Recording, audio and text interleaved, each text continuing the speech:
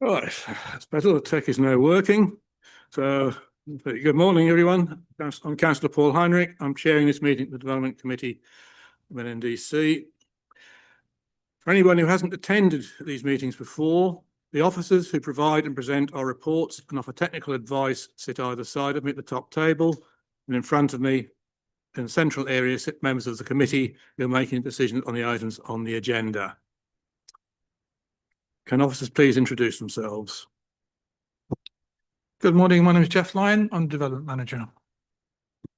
Good morning, Claire Shopland, Democratic Services. Good morning, Olivia Luckhurst, Senior Planning Officer. Good morning, Adam Fogridge, Democratic Services Governance Officer. Good morning, Nicola Ray, Trainee Planning Officer. Good morning, I'm Imogen Mole, I'm Senior Landscape Officer. Good morning, I'm Cathy Batchelor, Senior Landscape Officer. Good morning, David Gleeson, Assistant Director for Planning. Jo Ferner, Principal Solicitor. Thank you. Special welcome to David Gleeson, our new Assistant Director. Welcome to the members of the public who's in attendance and those reviewing this meeting remotely. If you are a member of the public who's registered to speak, I will call you to the microphone far end at the appropriate time. The usual notices: we don't expect a fire alarm drill today, so if the alarm does sound, it is for real, in which case please follow officers via the marked exits and assemble in the car park or by the flagpole to the rear of the building. Please make sure mobile phones are on silent or off, please. If required, we will take a break. So don't expect to take a break after we have dealt with the first substantive item. You will note that we have a camera. This is from the BBC. You'll appreciate this meeting has an item of certain media interest. Members of the public toilets are out in the foyer. Oh, item 2, apologies for absence. Yes, apologies from Councillor Beatty. Substitutes. None received. Thank you. Minutes of the meeting of the 18th of September. I will take it that you have all read these. Are there any amendments to be made? Any corrections to be made? Okay. Let me show approval in that case. Thank you. Item 5 is items of urgent business. I have none. None received, Chair. Thank you. Order of business will be as on your papers. Item 7, declarations of interest. Councillor Holiday. Chair, I must declare an interest in item 8. And I was proposing to speak for item 10 as well, so I'm going to declare an interest in that. Thank you. Okay. You are clear that you're not predetermined.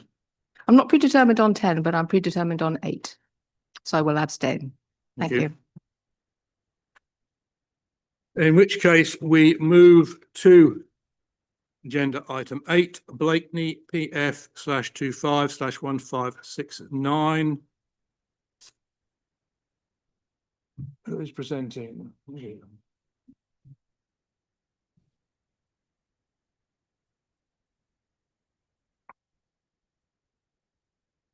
Thank you, Chair. Good morning, councillors. So today we are looking at application PF 251569 for Larkfields in Blakeney. It is a retrospective application which seeks permission for the retention of a single-storey extension to the east elevation, a 4-bay garage to the south of the main property, an outbuilding summer house to the north of the main house, installation of a swimming pool, creation of a tennis court and associated enclosures and landscaping scheme. The application comes to us following the original approval back in 2019, which was granted permission for the demolition of the original property and erection of a dwelling with associated landscaping. And following that application, a subsequent variation of conditions application was approved in 2020. I'm going to just go through the slides now. So as you can see here, the property is outlined in red with further land in the applicant's ownership outlined in blue. This slide here just shows you for context where the site is in relation to the nearest conservation area. So there is quite a distance between them. And then here we have the proposed site plan. So I've highlighted the different additions in different colours just to try and make it a bit clearer. So in red, we have the tennis courts. The summer house is in green, swimming pool in blue. The single-storey extension for a utility is outlined in pink, and the proposed garage is outlined in orange. This was the site plan as originally approved under the 2019 application. And this is the proposed floor plan now. Also have the proposed floor plan of the summer house and the summer house's elevations and a list of proposed materials to the side. The proposed elevations of the 4-bay garage. This is the south elevation of the main dwelling, so you can see to the side the proposed extension and a view from the west, view from the north and from the east. This is a screenshot from the proposed landscaping scheme. So as you can see on there, the elements have been highlighted and all new proposed planting has been added. And here are some views which were provided by the applicant, showing views of the property from the coastal path and what can and can't be seen. And some more viewpoints.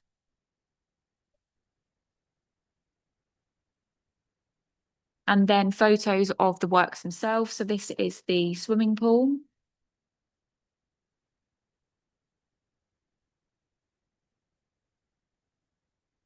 Tennis court. The garage. The extension with a partial view of the garage in there as well. Another photo of the extension. The summer house. We'll go back to that one. So the key issues that we're looking at today, aside from the principle of development, is the impact on the landscape and character of the area, the design, impact on amenity and biodiversity. We have recommended the application for approval and the following conditions are proposed. Thank you, Chair. Thank you. I have a number of speakers. We begin with the town and parish speaker, Rosemary Thu. Come to the microphone here. Experienced at this. You have 3 minutes as usual.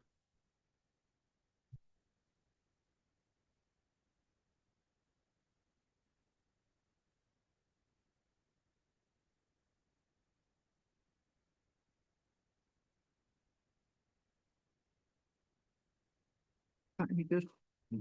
2 red lights. Thank you very much. Thank you, Chairman. Blakeney Parish Council objects to this application. This is the second time in 2 months that I have appeared before you to object to an application for retrospective approval of unauthorised work. That this is happening in Blakeney is a matter of concern. I hope the Development Committee will share the Parish Council's concern, so rejecting the application and ensuring that others do not follow these unfortunate examples. This case is particularly unfortunate because it breaches conditions of the original authority.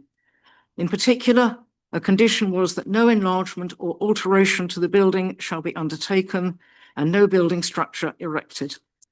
Permitted development rights were removed. Notwithstanding this, the work now under application was done. As a result, the house size has increased considerably. Policy 6 of the Neighbourhood Plan, Blakeney Neighbourhood Plan, states that building must preserve or enhance the character and appearance of the Blakeney Conservation Area. Policy 7 states that houses must recognise and reinforce the distinctive local character in relation to height, scale and density.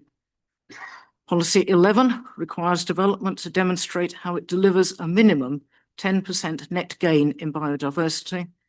And Policy 12 requires applications for new development and extensions to include a clear statement of intention in relation to minimising the impact of the development of light pollution. The application fails all these policies. The Development Committee is invited to reject the application, and in particular to send a clear message that planning processes must be adhered to. Simply ignoring the proper process is not acceptable. Thank you, Chairman. Thank you. I have no objecting speaker. I have one supporting speaker, Charles Judson, who was the agent. In 3 minutes.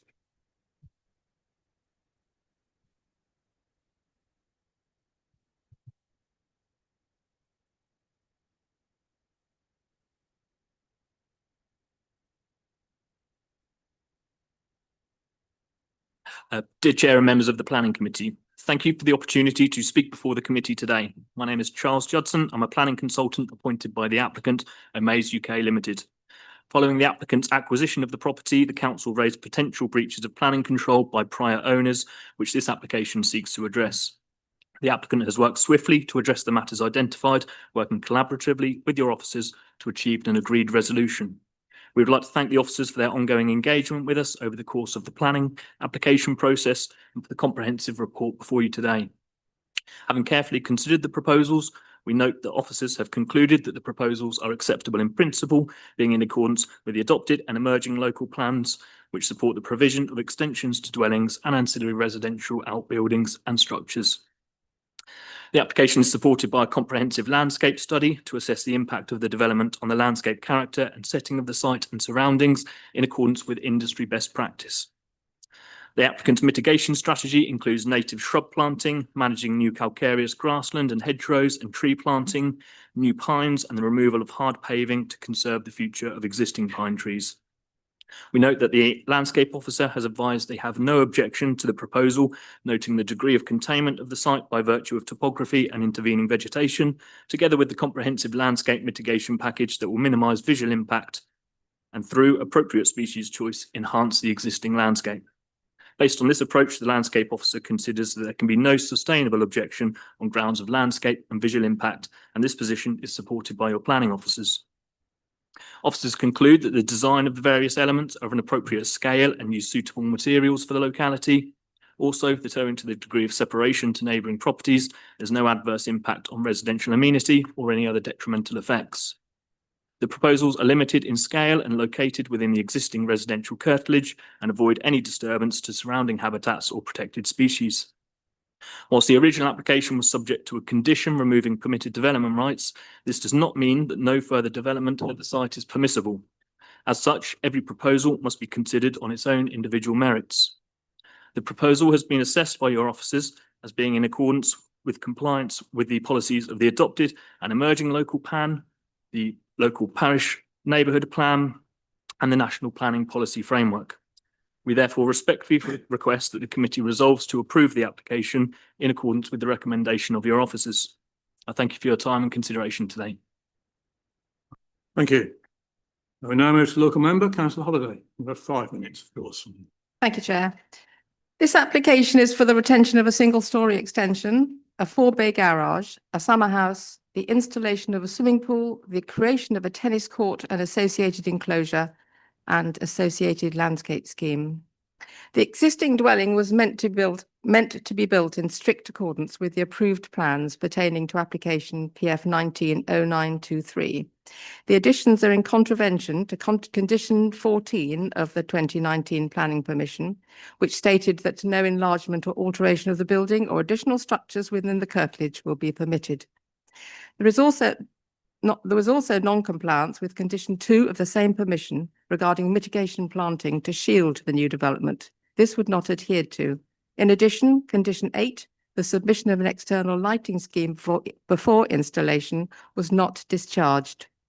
The result is a building extent larger than approved, additional structures in the curtilage, a lack of planting to create the required landscape mitigation, and additional light pollution.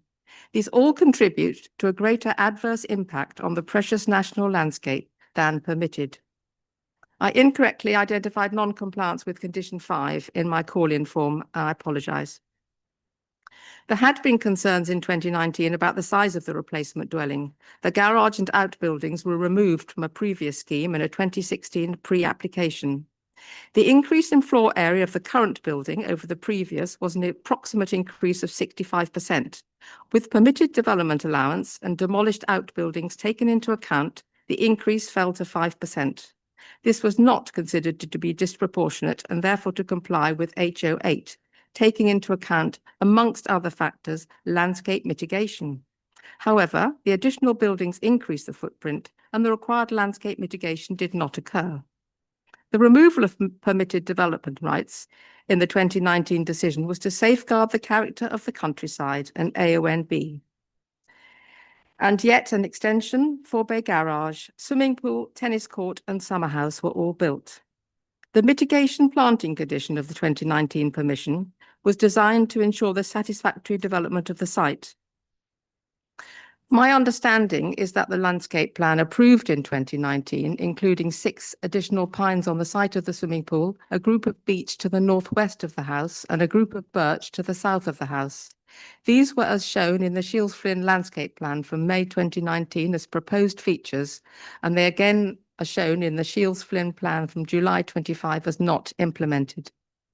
There was discussion about the possibility of light spill from this building. The Norfolk Coastal Partnership objected to the 2019 application because of adverse impact on the AONB. They highlighted glare and light pollution impacting dark skies. Hence the introduction of the condition in the 2019 decision, noting that lighting should be installed in accordance with approved details. There is much attention paid to visual receptors on the King Charles III coastal path and in proximity to the house. What about other visual receptors, for example, further north? They seem not to have been taken into account. Is the sensitivity of these visual receptors insufficiently high to be considered? In conclusion, we have unauthorised additions here to a dwelling where permitted development rights were removed and a lack of compliance with conditions regarding landscape mitigation and a lighting scheme. Thank you, Chair. Thank you, Councillor. Okay, before we go into debate, given the media interest, could I ask you to keep your questions and comments focused on the officer's report, not to wander off to the sides? And a reminder that, as always, we base our decisions on our planning policies and those required by the National Planning Policy Framework. The officer's report and recommendation finds the application compliant with these policies. Should you disagree with aspects of the report or the recommendations, please be clear as to which policies you consider have not been met and whether these matters are serious enough, in your view, to go against the recommendation before you, which of course is for approval. And I'd remind you also that we vote on the officer recommendation first before any other proposals can be put forward. Thank you. Over to you.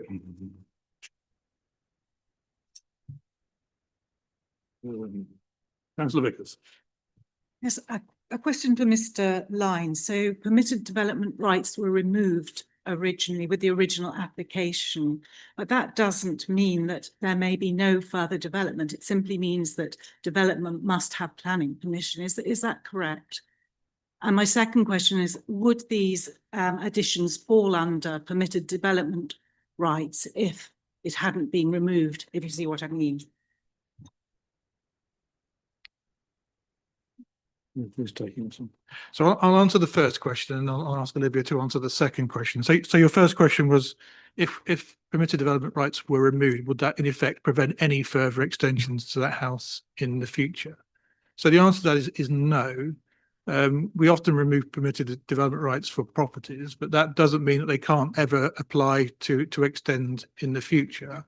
It just means that whereas under permitted development rights, they could do certain things, everything they would have to do would need planning permission in this case.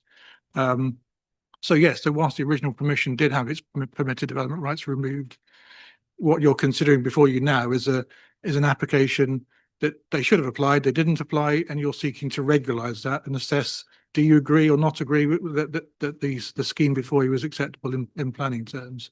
That's a simple sort of question that members are being asked to consider today.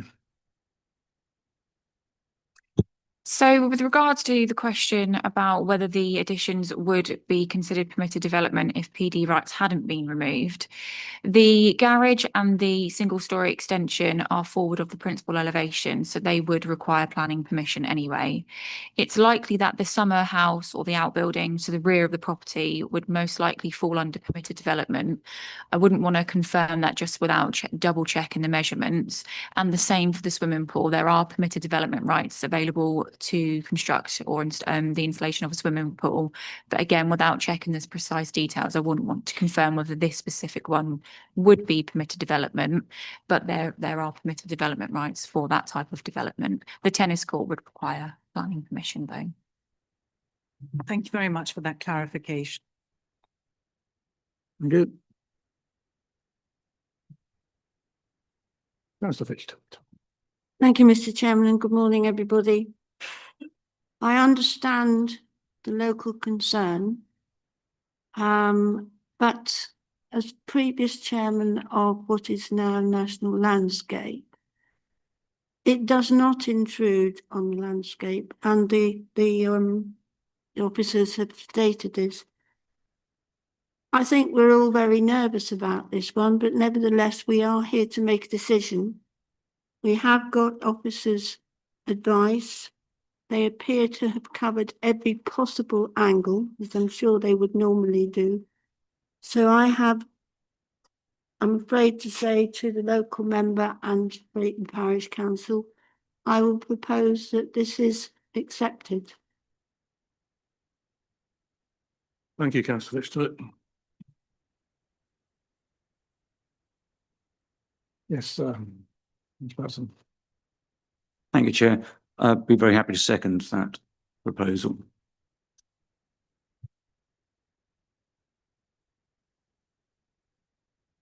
Does anybody else wish to speak? Councillor Brown. Thank you, Mr. Chairman. Good morning, everybody. We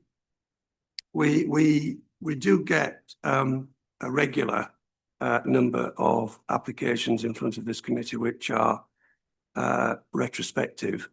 And just to confirm for people's understanding, it isn't unlawful to build without planning permission. Obviously, you're taking a risk if you do, because if you are required to apply retrospectively, as we are here, then you may not get planning permission, which leads to enforcement issues. Now, we do sometimes have to, as it were, hold our nose as a committee to approve retrospective applications when, in other circumstances, we may not be comfortable in doing so. But you know, in planning law, we have no option. It's not within the gift of this authority to act as a judge and jury on retrospective applications where they're policy compliant.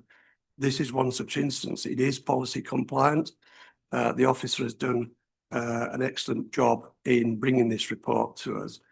And therefore, in the circumstances and given the very, very limited harm that the mixed PD development with the elements of this application that would require planning permission in the ordinary course of events anyway, because of the limited harm to the very important landscape. It's in what people probably are more familiar in calling the area of outstanding natural beauty. I think that we should accept the officer's recommendation, and I am prepared to vote in favour of the recommendation, Mr. Chairman. Thank you, Councillor Brown. Does anybody else wish to comment? Surprising. In which case, we will go to the vote. The recommendation is for approval, subject to the conditions shown on the screens. Proposed by Councillor Fitch-Tillett, seconded by Councillor Patterson.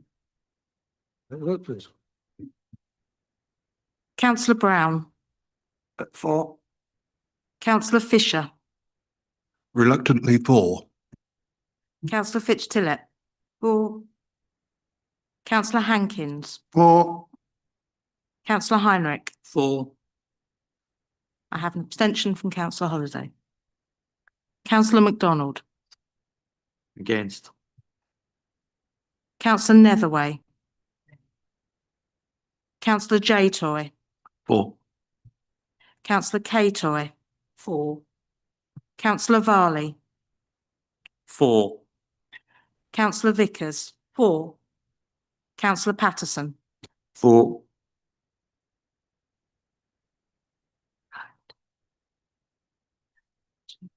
I have 10 for, 2 against with 1 abstention. Thank you. The application is approved. I've been asked to give a short statement to the BBC, so we will take a 10-minute adjournment at this point. Apologies for putting that in, but the media officer has twisted my arm.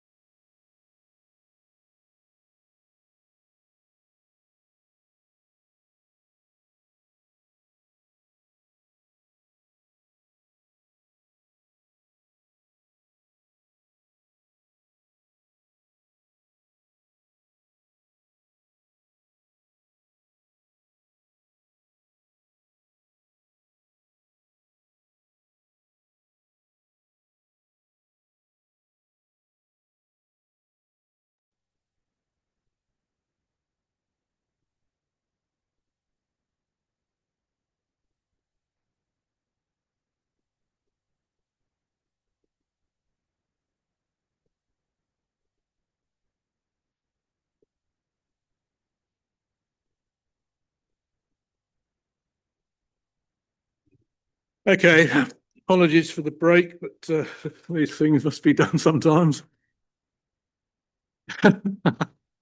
More than I think.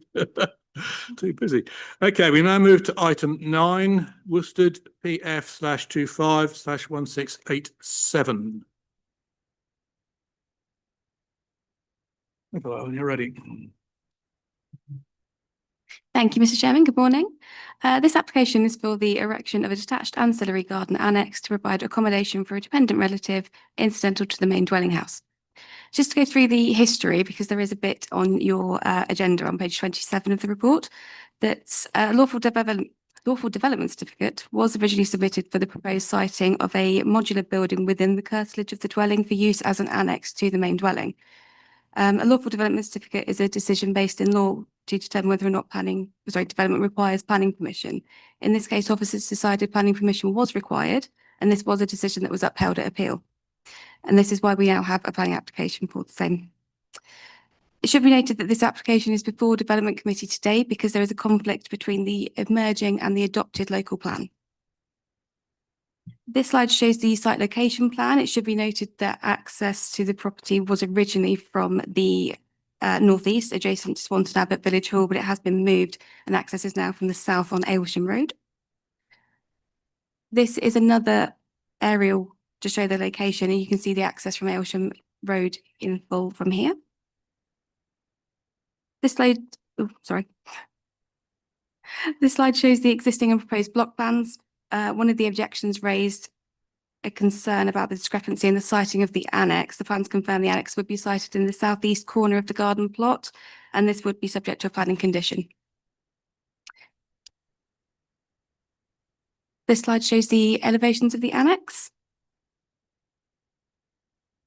And this is the floor plans, just showing that it's quite a modest provision. This is a CGI visual of what the proposal would look like once constructed. And if we look at the next slide, we can see a picture of what the site looks like at the moment. There's already some structures in place, and the next picture as well shows the same thing. This slide shows a view of the garden and the house that is associated with the dwelling. So the annex will be sited to the right of where this photograph was taken, and it just shows the relationship between where the annex would be and the associated dwelling. Key issues are the principle of development, design, impact on amenity, and highway safety. For the purposes of this meeting, I'm going to focus on the principle of development because that's why the application is here today. So policy HO8, which is the adopted policy, and it covers annexes within the countryside. It states that proposals to extend or replace existing dwellings within the area designated as countryside will be permitted, provided that the proposal would not result in a disproportionately large increase in the height or scale of the original dwelling, and would not materially increase the impact of the dwelling on the appearance of the surrounding countryside. The emerging policy, which is to be given significant weight at this stage, provides a contrary view, stating that proposals for annexed accommodation will be supported provided that the proposal is physically attached to and comprises an extension to an existing dwelling, or is for the sympathetic conversion and restoration of an existing building, and in both cases provides a scale of accommodation which is subordinate to the existing dwelling and clearly designed for the intended purpose. In terms of the recommendation, while significant weight is to be afforded to the emerging plan, officers consider at this time it is more appropriate to give the most weight to the adopted plan. So the view of officers is that the proposal does comply with the adopted policy and should be recommended for approval. Thank you. Thank you. We have no town or parish speaker.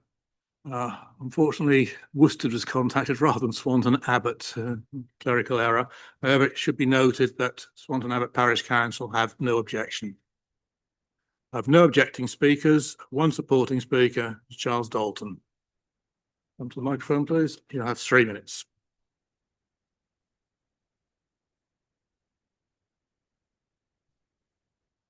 Thank you.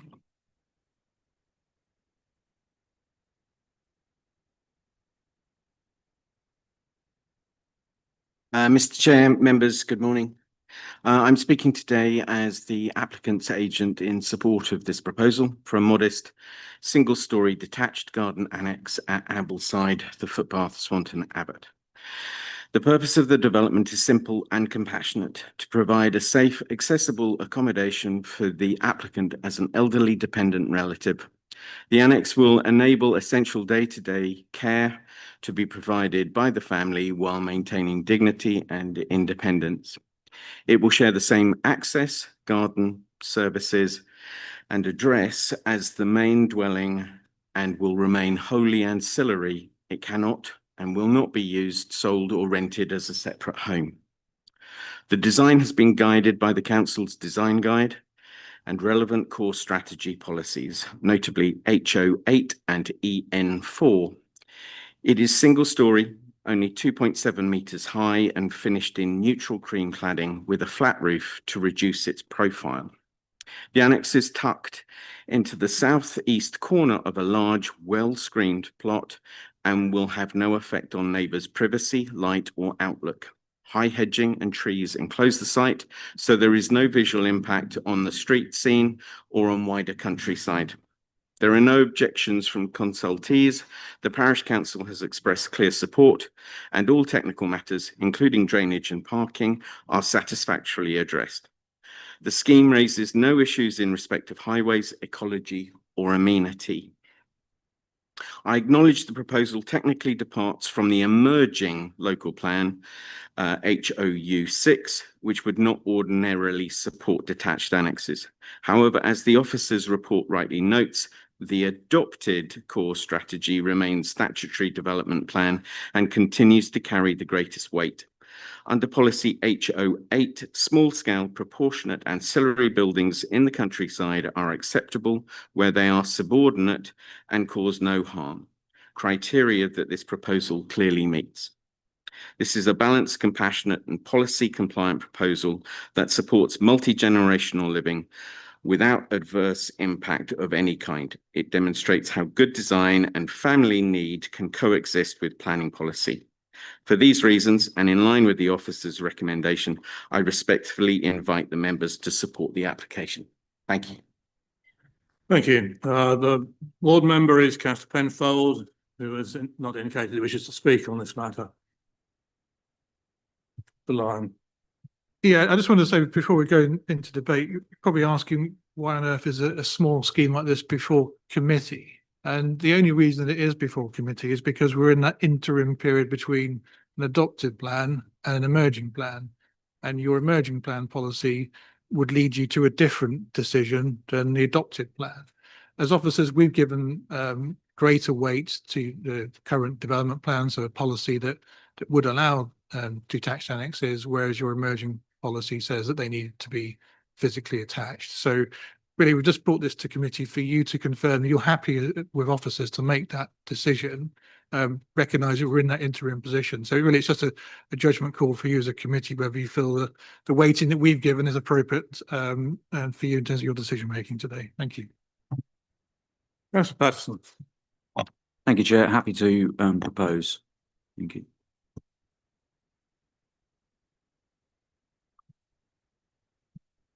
Yes, Councillor Toy. Yeah, I think we've got to stand by what's in place at the moment and not what's coming. So I'm more than happy to second. Councillor Vickers. Yes, I think where people want to look after their elderly parents and there's an annex for that purpose and solely for that purpose, I'd be wholly in support of it. It's the compassionate and right thing to do and the best thing for the elderly people. I'm glad that this has been brought to committee because it highlights something about the emerging plan that I have strong reservations about. What if somebody lives in a terraced house or a semi-detached house and there's no room at the side for an annex for their parents? Why are we taking this hard line on detached annexes instead of looking at each matter on a case-by-case basis? Thank you. Councillor MacDonald. Councillor Vickers has just said exactly what I was going to say. I agree. I think I'm going to vote that I approve and also agree with Councillor Vickers and will happily support that change to the policy. Yes, Councillor Netherwine. Thank you, Chair. I agree with the comments that everybody's made so far.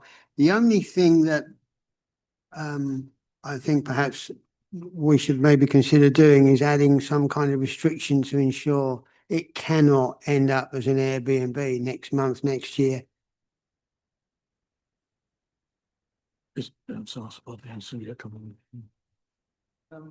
Yeah, future. I mean, there is a condition proposed that would in effect ensure that it remains ancillary to the main dwelling, and that condition would prevent someone using it as a holiday let or some purpose like that, because that would then create a separate planning unit. So there is that restriction proposed in the recommendation. Councillor Brown. Yeah, just picking up on the point between the two policies, the existing core strategy and the new emerging local plan. I think there is an issue here. I do agree with members of the committee that are concerned about it being unduly restrictive for types of properties that are not easily, as it were, extended by an attached annex. So we probably do need to look at that moving forward in a little bit more detail, I think. Whilst it's late in the day to make any amendments to the emerging local plan, that needs to go through as is. There may be a case, maybe, for review subsequently in years to come on this. I must admit I'm a little bit perplexed as to why the new plan isn't consistent with the existing core strategy. And having said that, I'm quite happy to propose Or endorse the proposal for. Yeah, I mean, just on that, I mean, I think we're as a sort of group of officers, we were sort of grappling to kind of work out what led to the change in direction for policy, because there probably will be many examples coming up in the future where an annex isn't physically attached, but is so close that you could almost think it is attached. So there may be many cases where you as members may want to call an item into committee that is technically a departure from the plan, but you think there are other material considerations that would outweigh that departure. And as a council, we'll need to think about, if we were to refuse applications and then were taken to appeal, how we would defend the policy requirements at appeal. And it may be that things change as a result of appeal decisions in the future if we can't find that we could substantiate our position on having to have every annex physically attached. But that's something that will happen in the future. As Councillor Brown says, it's too late now to really change the policy as drafted, but we'll have to see how it plays out in reality once it's part of the adopted development plan. Councillor Jaytor. Yeah, just to help on that point, having sat on the committee, that I think that it's probably come about from the fears that Councillor Netherway has highlighted.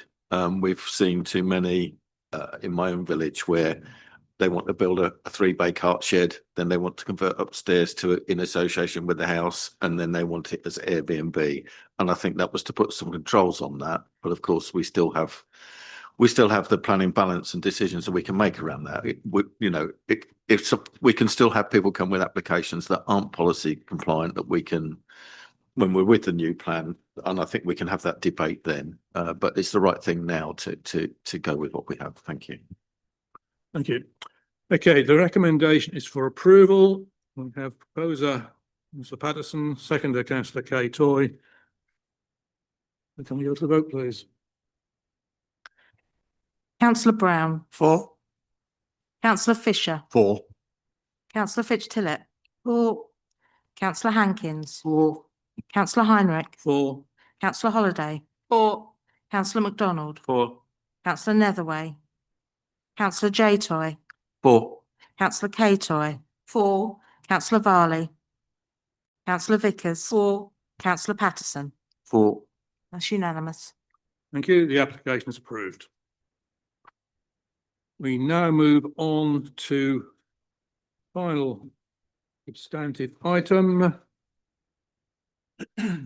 TPO/25/1076. When you're ready, Imogen. Thank you, Chair. So this morning we're considering, excuse me, confirmation of a TPO that was served in April. And it is to protect one lime tree in Lime Tree House in Cley.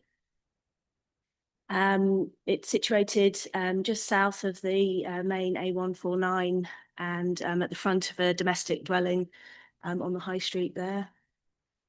And here's an aerial picture of the tree and its location. And the order comes about following some unauthorised work. It's my understanding the owners of the property had employed some gardeners who weren't quite fully aware of the restrictions that the conservation area has to protect trees. The work was carried out without authorisation. It's fairly poor work, but not something that would ultimately damage the tree. And some work has happened to a small hawthorn, but there was actually quite a lot of basal decay with that and a much smaller tree. And as part of the enforcement action, the TPO was served. You can see the tree, and we've had quite a lot of correspondence with the owners of the property who have given us quite detailed information about the tree. It was planted in 1977, and here we have some series of Google Street Views showing the way the canopy has formed. So this one in 2009, 2016, you can see it broadening out and maturing with that classic geotropic form, the dome of the top of the canopy moving forward as the wind, prevailing wind comes off and just nips that back. Moving forward, you can see there's quite a lot of canopy there low over the entrance of the property, and some maintenance absolutely was appropriate for this tree. And here we have it as the most recent picture that you can see the work's been carried out, and it's actually quite a bit clearer into the property there. And I'm sure you will have all seen the tree, but maybe not have noticed it. But there it is in the background on that junction. So the unauthorised works led to that TPO. The TPO raises that status of the tree. We agree with our supporting contributors that the tree positively contributes to that amenity and biodiversity value of the area. And it is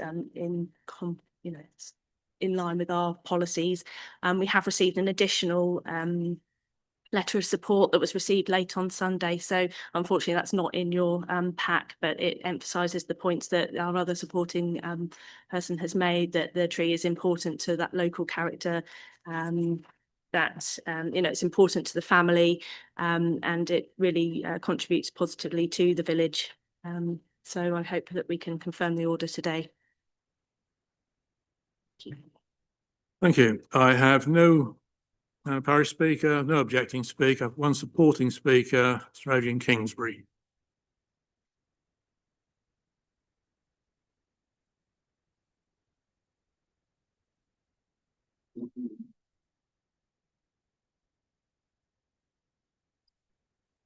You have 3 minutes, Mr. Kingsbury. Thank you.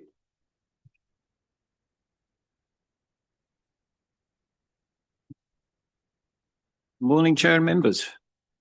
My name is Adrian Kingsbury, here to support the confirmation of the tree preservation order for the large leaf lime tree at Lime Tree House, Clyde next to the sea. With an arboricultural background and experience as a tree officer for local authorities, I understand both the legislation and the practical management of mature trees. The key legal test is whether it is expedient in the interests of amenity to protect the tree, and in this case, that test is clearly met. My tempo assessment scored 18 out of 25. I think you find that in the pack, confirming strong justification for protection, and the council's senior landscape officer has also recommended that this TPO be confirmed. You've heard the other support letter that's been mentioned, describing the tree as an iconic tree that gives meaning to the name Lime Tree House. Planted in 1977 by myself, it now stands as a living memorial to our late parents and quite a tribute to my father, who served in World War II is both personally meaningful and publicly valued. It is a landmark tree in Clyde treescape, visible from the high street, framing views, softening buildings, filters light and provides seasonal interest, giving daily enjoyment to residents and visitors. The very definition of amenity.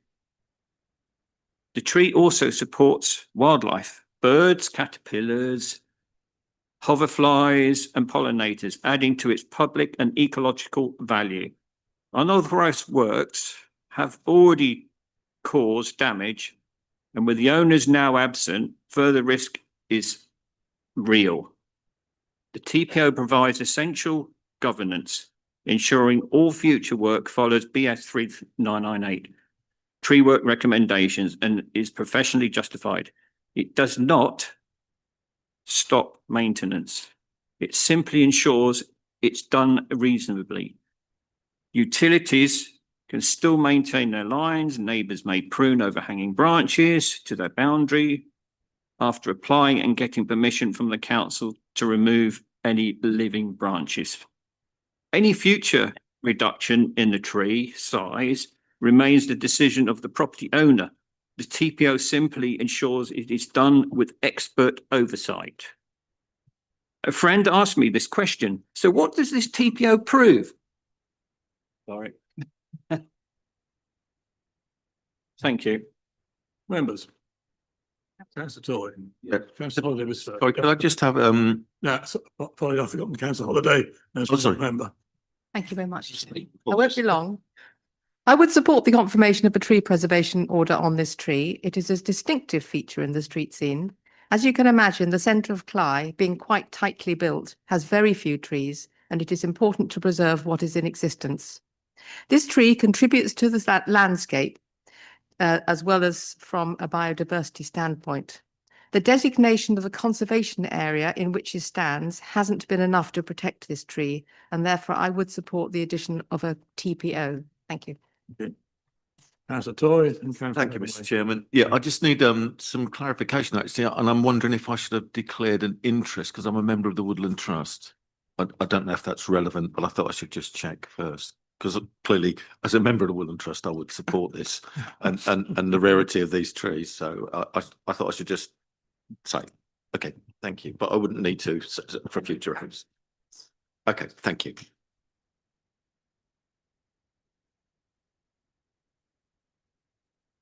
Councillor Netherway and Councillor Vaughan. Thank you, Chair. I'm happy to support the officer's recommendation. Are you proposing? Thank you.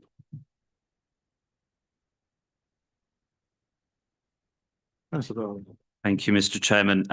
Councillor Netherway stole my proposal there, so I'm afraid I will just have to second. But firstly, I'd like to give my thanks to the case officer this morning and for the fantastic work she and the team does for applications like this. I love trees. I think, you know, it's really important that as an authority, we do everything we can through the planning system and such to ensure that we protect our trees and landscapes. I could talk for many, many moments about the benefits of trees. I'm sure the committee will be pleased that I'm not going to do that this morning. But it is vital that we ensure for many reasons, amenity, biodiversity, but also climate adaptation as well, that trees are protected. And a TPO ensures that, but also ensures that any future works are done to a high quality. So more than happy to support this. And yes, I do second this application this morning, Mr. Chairman. Thank you. Councillor Brown, then we go to the vote. Yeah, very briefly, Mr. Chairman. Yeah, as an authority that planted 115,000 trees, I think it was in its first administration, on time across the district, one for every person in the district. Why wouldn't we support this application? This is an extremely fine specimen. It's had unauthorised and not sort of the best work done to it so far. I think by passing this today, it will ensure that it is better preserved and looked after moving forward. So I'm wholly in support, Mr. Chairman. Thank you. Okay. Proposer, Councillor Netherway, seconded Councillor Varley. So confirm the TPO. Bit of vote, please. Councillor Brown, For. Councillor Fisher, Councillor Fitz-Tillett, For. Councillor Hankins, For. Councillor Heinrich, For. Councillor Holiday, Abstain. Councillor MacDonald, For. Councillor Netherway, Councillor Toy, For. Councillor Toy, For. Councillor Varley, Councillor Vickers, For. Councillor Patterson. For.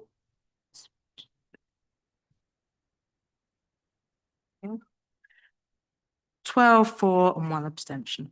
Thank you. The TPO is confirmed.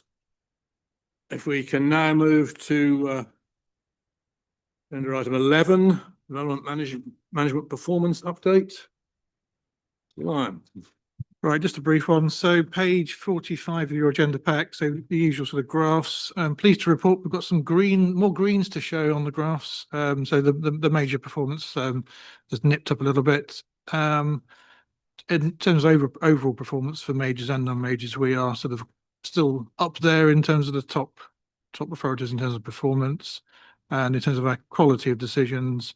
Again, we are very much up there. It's showing red for the non-majors, but that's again, it's the calculation of the total number of applications over a 2-year period divided by the number of appeals, and occasionally if your numbers go up or down, then that will change that to a red or green. But we are certainly well ahead of the national target for quality of decisions. In terms of section 106 obligations, they're sort of set out on page 47. There's 2 listed on there, but happy to take any questions on performance. Thank you. Any questions? No, in which case we just move on to item 12. Appeals. So In terms of, let's start with enforcement appeals. You'll see it's been fairly quiet at the planning inspectorate. We've had no enforcement appeal decisions from them in the last month, which is a little bit disappointing. We have, however, had 3 planning decisions received in the last sort of few weeks, and those are set out on page 51 of your report. 2 of those appeals were dismissed and 1 of those was allowed. The case that was allowed at Sheringham, it was a 5-year land supply planning balance decision by the inspector. So the inspector recognised there would be harm from the proposal, but they weighed that harm against the benefits of providing 1 additional dwelling. I mean, it's fair to say that their assessment of the benefits for 1 dwelling differs to other inspectors who've also said that actually 1 dwelling makes very little contribution to supply. So you can sense there's some difference in the way the planning inspectorate are dealing with those sort of matters, but it's an on-balance planning decision. Members will be pleased to know we do now have a 5-year land supply as a council, so that tilted balance argument that the inspector made in that case wouldn't be able to be made if that appeal were to be heard again. So I don't think it's a significant loss in terms of an appeal being allowed. But as for update members, so you kind of understand the context of the decision. Thank you. Councillor Brown. Yeah, just to add to that, Mr. Chairman, we do have a 5-year land supply now, as confirmed by our annual statement, which was delivered at Cabinet a couple of weeks ago. So we will, as a committee, see less, well, in fact, no reference to the tilted balance and the housing land supply being boosted by, applications now, because we're now in profit, as it were, out of loss, as we have been. So we will see, agenda reports not referring to a lack of housing supply moving forward. Just so that members who are looking at future applications are thinking there's something missing. There's a reason why it's missing. It's because we've got an improvement. Thank you. Any other questions or comments? Oh, thank you. I'll close the meeting then at whatever the correct time is, 10:35.